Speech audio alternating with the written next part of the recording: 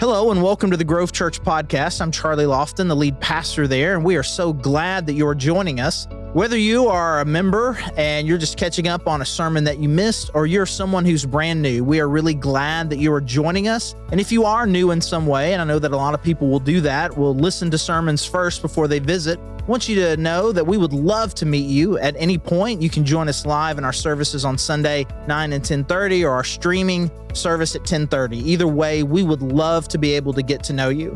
And regardless of why you are here listening to this sermon today, thank you so much for joining us. Hey, good morning, everybody.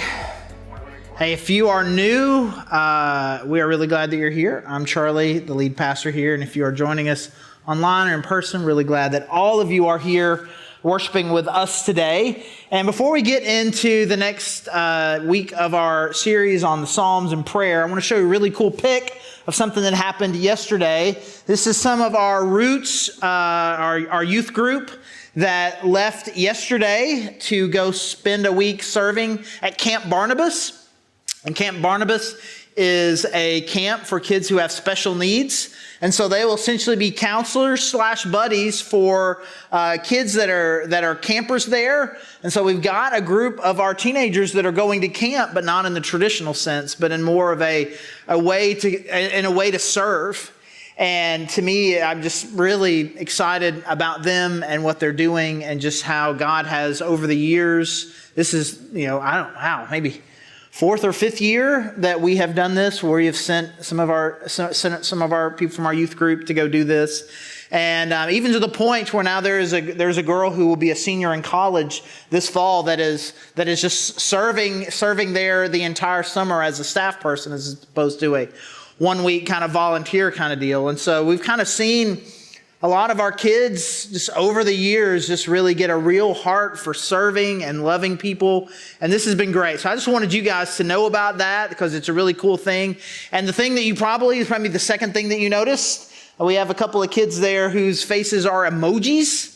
And we have kids always in our church. We have kids who are currently in foster care, and got a couple of teenagers that are in that situation. And I think it's like double, triple cool that we are getting to serve them as well, and allow them to be a part of this and to serve at Camp Barnabas. And it's just really cool. There's just a lot of layers of really awesome things that are happening in our youth group, just kind of encapsulated here in this photo.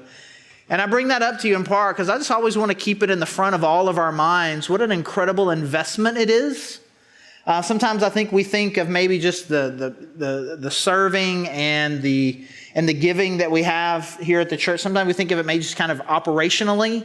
That's kind of what we have to do to kind of do the operations of the church. But it is a real investment. It's an investment in kind of our next generation, into our youth, into our kids.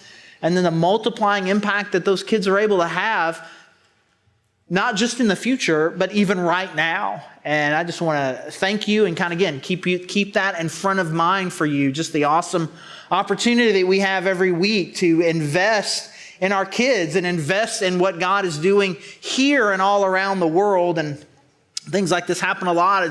Got to meet with a young woman just a couple of weeks ago who is going on staff. Her name is Lauren Whitehouse. She's going on staff with a missions agency and is going to be around here for a while, and is trying to figure out some of the things that she's doing, how she can help partner and strengthen our church kind of in this area, and really excited about that and what she's doing. And at the end of this service, we're going to have an opportunity to pray for our Cuba team that is going to Cuba. They're leaving on Saturday. A great trip that they're about to do, and that our partnership with St. James Missionary Baptist. And we're going together with them, and just that partnership and what they're doing. There's just a lot of great things going on. And I just want to make sure that, again, it's front of mind for you, that your presence, your giving, your service, your connection here, hopefully it's doing a great work in you and in your family, but it is having a multiplying impact in the families of the people around you, and in our community, and in our world. Just kind of layered generational impact that you guys are having. So I just want to thank you again for your giving and your service, and just to continue to recruit you as far as to join us in the really awesome things that God is doing here. Now, if you were here last week, you'll know that we started a series. We're going through some Psalms, and we're talking about kind of working our way through this prayer acronym as we're going through the Psalms. And we had this acronym, we showed it last week, called ACTS. It kind of talks about maybe just kind of these 4 stages or 4 components to prayer. And really, deeper than that, just kind of a relational connection with God that we want to start. And so we talked about last week. We want to start with adoration, praise, worship. That we want to think and reflect about the character and nature of God. Not just simply good things He might do for me, but just the awesomeness that He is. And we spent some time last Sunday talking about the goodness and the greatness of God. That God is great, He's big, He's powerful, but He is also good and kind and loving. And we want to spend time reflecting on that and being able to hold those two things in balance together as we think about who God is and even before we think about the things that He does. And today we're going to talk about confession, about what does it mean? Like, why is it important? And what does it look like to confess our sin to God? And we'll get into that. And then next week, we'll spend some time talking about thanksgiving, thanking God for what He's done. And then we'll end with supplication, the most awkward of the words. But it's just asking God for stuff, but you have to make it an S, so it makes a cool acronym, right? So we'll spend some time talking about these over the next few weeks. And so as we're thinking about today, thinking about confession, I was thinking about it all week, and even in the weeks leading up to doing this series, I was thinking about it, and it's a loaded word. It's a word that has a lot of meaning to it. We may think that we know what it means, but it means different things in different contexts. And even means different things depending on the particular religious or Christian tradition that you come from. And so before we start talking about the importance of confession, I thought it was very important for me and for us to make sure that we are all on the same page, kind of with the theological framework of what confession is. So I want to spend some time talking about the theology of confession so to make sure that we understand exactly what it is we're talking about. And if this were the 90s, we'd be showing a movie clip right now, and it'd be really, really cool. I would really like it. In fact, there was a time, and of course it was in the 90s, that I did show this movie clip that I'm about to describe to you. And I showed it in a way knowing that people would see it and think that it was a good example of what confession is, but in fact, it's really not. And it's from Indiana Jones and the Last Crusade, which is the 3rd one. And if you lose track, it's the Holy Grail one. And just I feel like I have to bring this up. We're on a good track here. Well, we're on a track here where like every other Indiana Jones movie is good. The first one was really good. The second one, not so much. I'm not trying to fight you if you like the Temple of Doom. I'm not trying to fight you. Maybe a lot. Maybe we can fight later. The 3rd one was really good. The 4th one didn't exist. And now we're on to the 5th one. I've got high hopes. But they're going for the Holy Grail. It's near the end. This earthquake has happened. And Indiana Jones is holding on to this girl. And she's about to fall. But she's holding on like this. But she's also kind of reaching. It looks like the Grail is about to fall. She's reaching. And he's like, I can't hold on to you. I can't hold on to you. And she's going. And then finally loses the grip. And she falls in there. The idea that God's kind of got me. He's rescued me here. But if I pursue sin over here, eventually the grip is going to get, and I'm going to get lost. And then almost immediately the same thing happens to Indiana Jones, and his dad has it. And he's doing the same thing, but finally comes to his senses, gives dad the other hand, and gets pulled up. And I think that's, whether we recognize it or not, I think there is some of that idea. Maybe what we think about what happens when I sin against God. That somehow, God has rescued me. He's holding on to me like this. And I'm over here with this hand, sometimes pursuing sin, things I'm not supposed to. I'm running away from God. But if I do this too long, the grip is going to get lost. And there's going to be a problem. And I got to confess, otherwise I might fall into the pit again. And I think it is of incredible importance to say that is exactly not what is happening. It did not depend on how good you were that God rescued you. It was something that Jesus Christ did, dying for you, and it was a free gift that God has given you. He puts His hand down, yes, to grab you, but it is not dependent Whether or not God has you is not dependent on the strength of your grip or what this other hand is doing. In fact, a better illustration with me is me with my middleest daughter, Lauren. When she was 2, there's no better word to describe it. She was a maniac.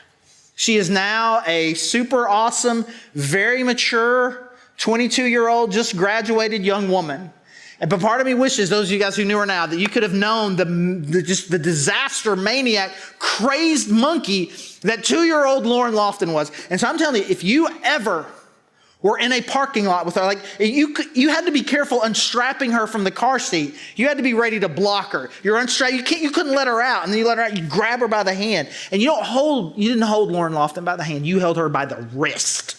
You had her whole arm because she was going. She was going to chase a car. She was going to run to wherever we're going. She was going to try to jump into a cart. Maybe she heard a dog, but she was going somewhere, and it was a very stressful thing. But you know what? She was never in any danger. I wasn't having a great time, and neither was she. She wasn't having a great time either because there was a dog over there, and we needed to go see it. And maybe that car's really cool, and that's really shiny. And she wasn't having a great time. I wasn't having a great time, but she was always safe. Now we'll talk a little bit more. We're going to keep unpacking this metaphor a little bit, but I need you to understand that your pursuit of sin is not the kind of thing that is going to break your relationship with God. In fact, I would say it this way, that it strengthens the relationship rather than restoring it. Now, restoring has a couple of different meanings. When I say restore, like it's broken and has to be put back together.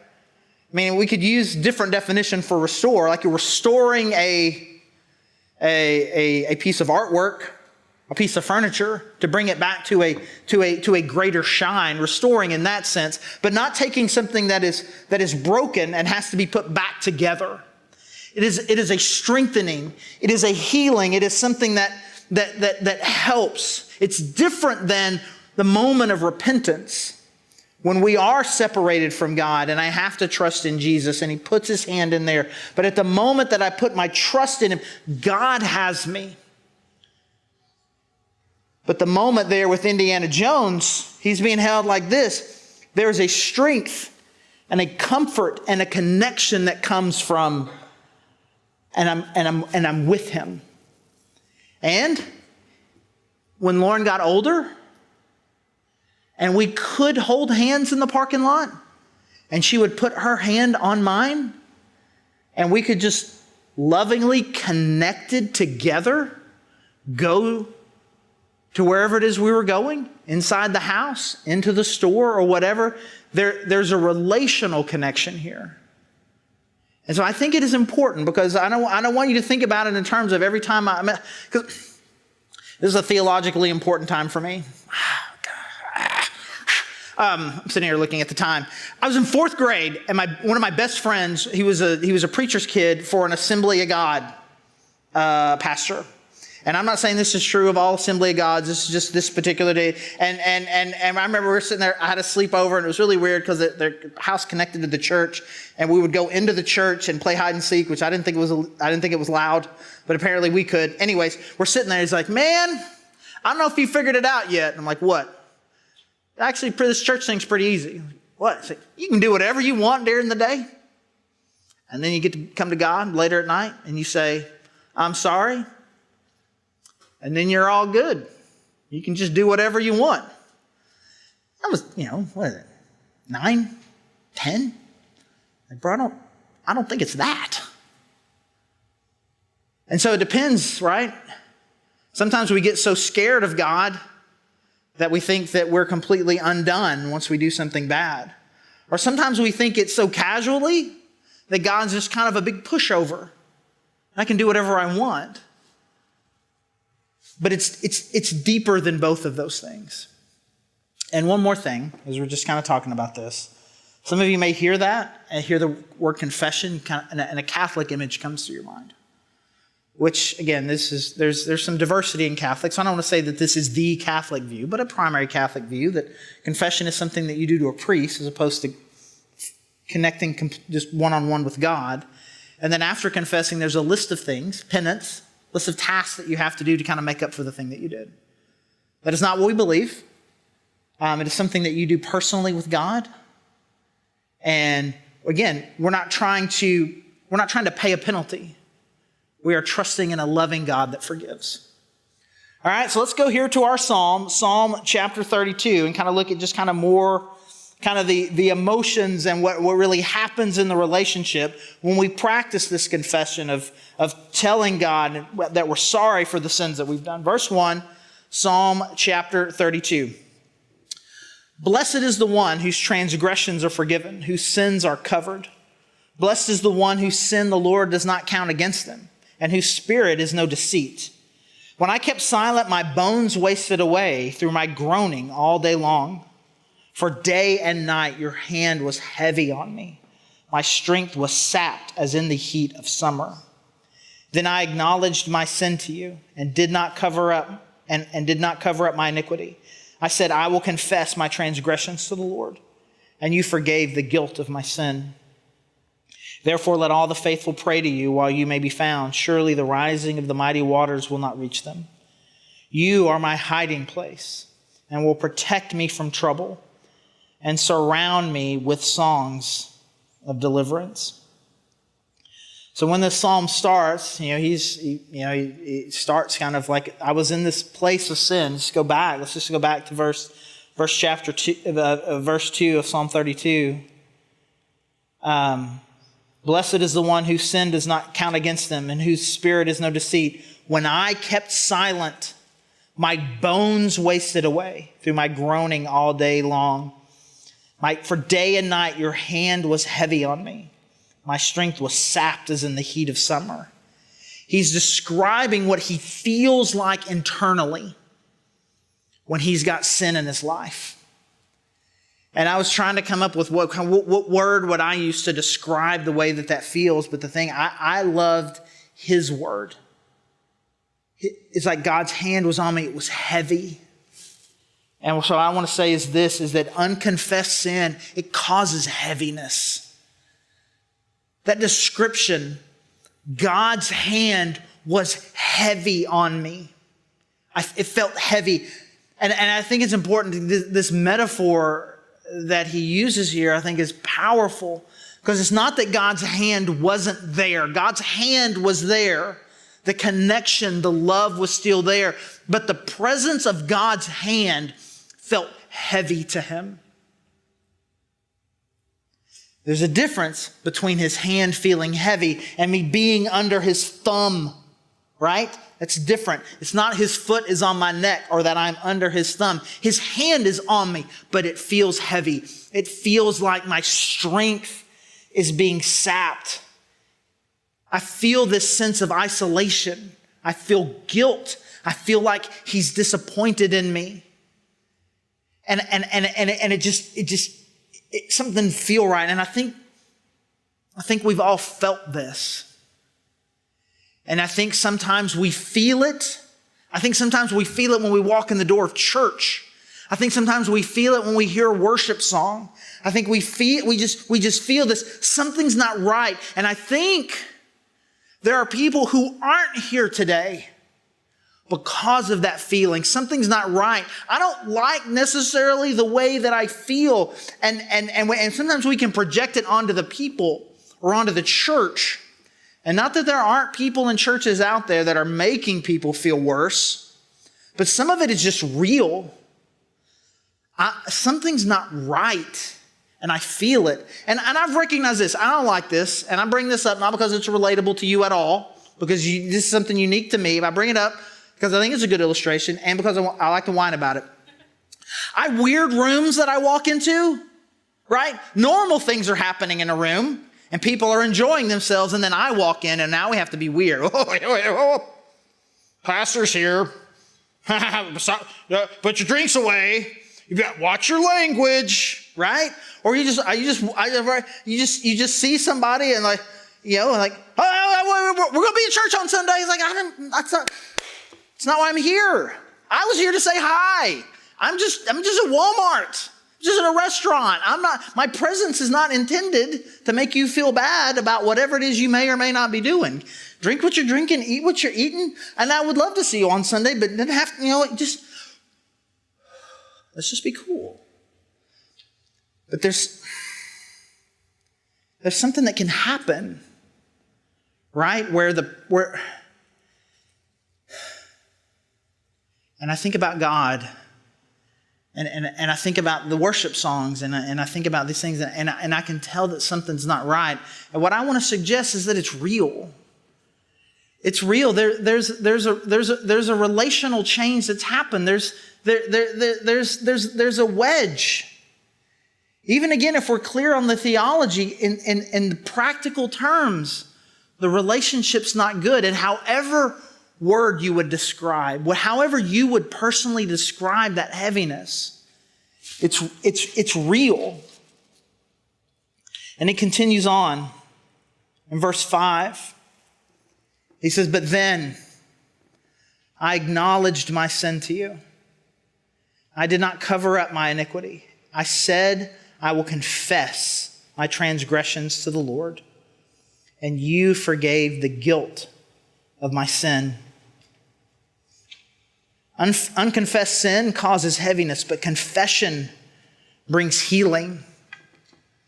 To say to God, "Hey, I did it. I'm sorry for that thing that happened last night. I'm sorry for the way that I talked to them. I'm sorry that I have not given you my attention. I'm sorry that I have been unkind, that I have been ungenerous. I'm sorry for the things that I'm pursuing. I'm sorry."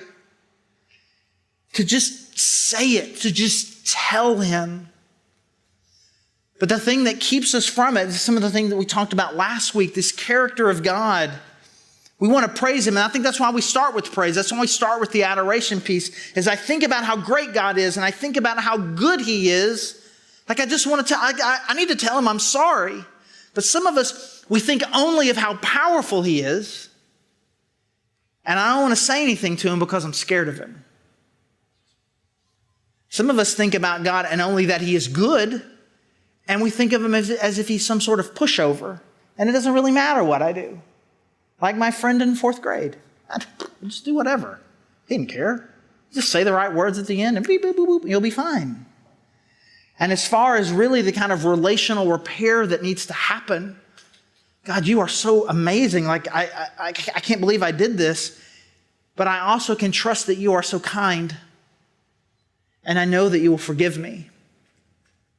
But a lot of us are choosing a strategy that I think is very common in marriages. I know not everybody here is married. It's common in other relationships too. But I see it a lot in talking to people about marriage where you do something, bro, and you know you did it. And you know it wasn't cool. But there's a part of you that thinks maybe she didn't notice. Maybe she didn't notice. You're an idiot, but you think maybe she might be one too. So maybe she didn't notice, and we're going to just kind of pretend like, hey, how you doing? Having a good day? And all of a sudden, like passive aggressive is coming over here. And normally, if your spouse is upset, you would ask, hey, is everything okay? But you're not going to ask because you know everything's not okay, and you don't have to ask why because you know, and it's you, and but you think maybe, just maybe, if I start acting nice now, she'll just get over it and we won't have to have this.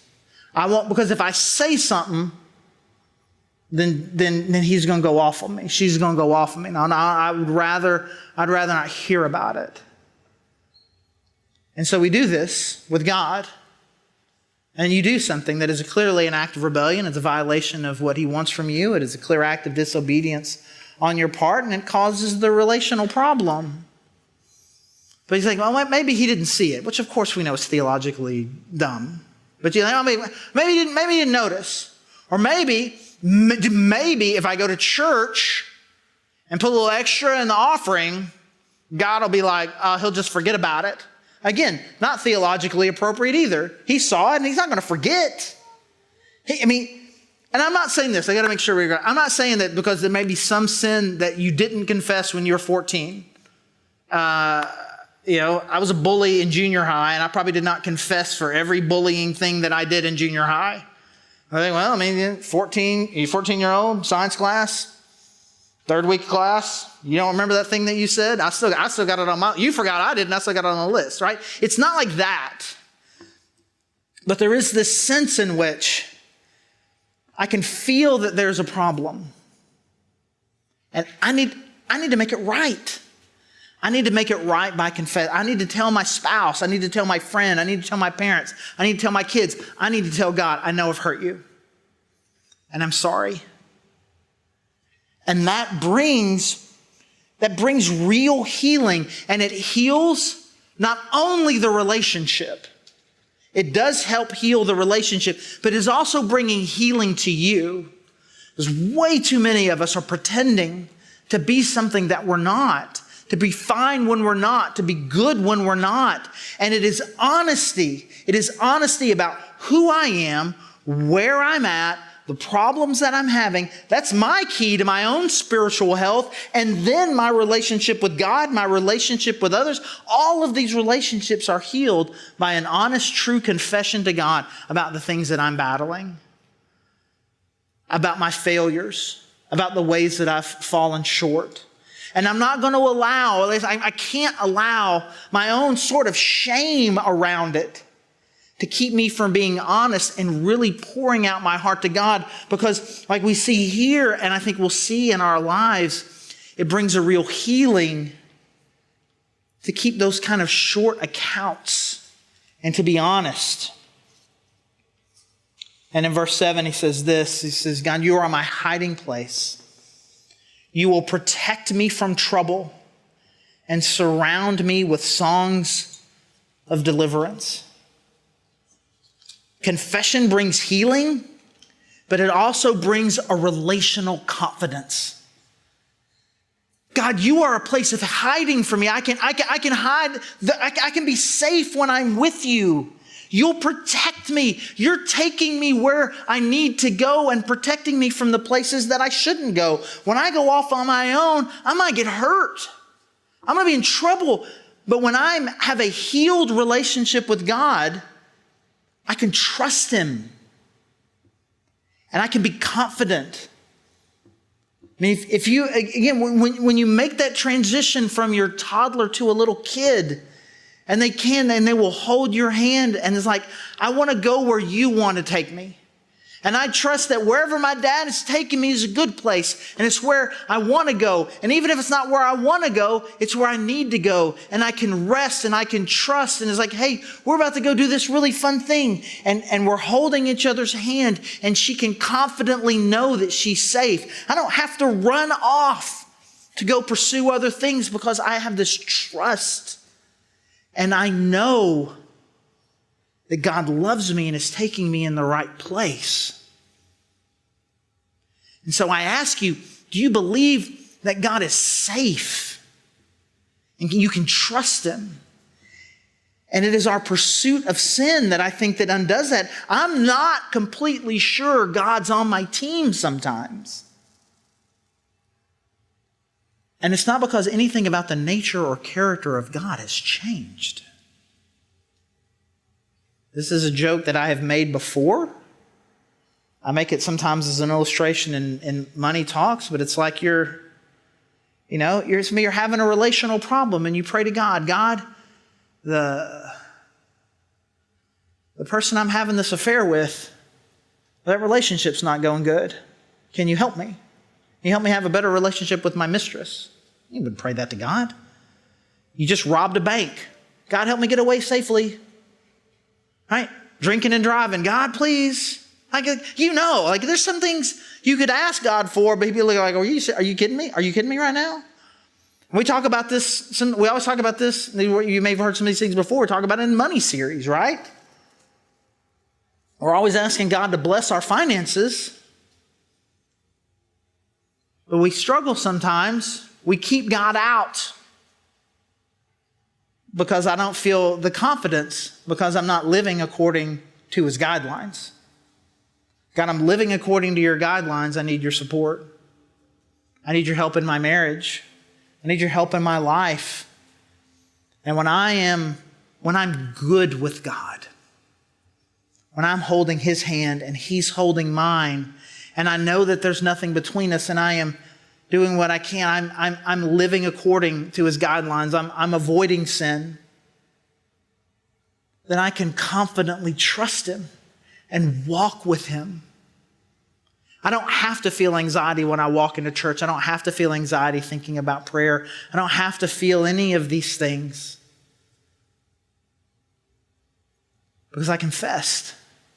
God, I'm sorry. And he's faithful to forgive. And we think, well, if I bring it up, he's going to shame me. If I bring it up, he's going to put his thumb on me. Then he's just going to say all these awful things, or I'm going to have to do all these acts of penance to make up for it. And the heaviness gets stronger and stronger to the point to where some of us will collapse under it. And again, it's not because the nature or the character of God has changed. He is as great and as good as he always was. But we are allowing the relationship to get muddied. And we're not willing to take the time to just tell him, I know I've ignored you. I know I've walked away. I know I've tried to live life like I'm on my own. I know I'm just kind of making up my own rules for family and making my own rules up for finances and making my own rules up for integrity, for sexual purity. I'm just kind of doing my own thing. And God, I know it's not working. And I feel the heaviness. And I just want you to know that I'm sorry. And then that very same heavy hand becomes a comforting hand, becomes a leading hand.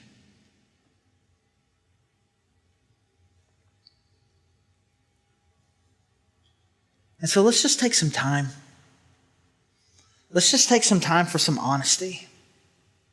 Let's take some time to be just to be honest, to clear the air, to have a restorative, healing conversation with God so that we can have the healing and the trust and the confidence that we need to face all of the challenges that life is throwing at us. Let me pray. Thanks again for joining us on our sermon podcast, and you can learn more about us at thegrovechurch.org. And if you go to thegrovechurch.org/connect, there's a form you could fill out. Just let us know that you've been listening.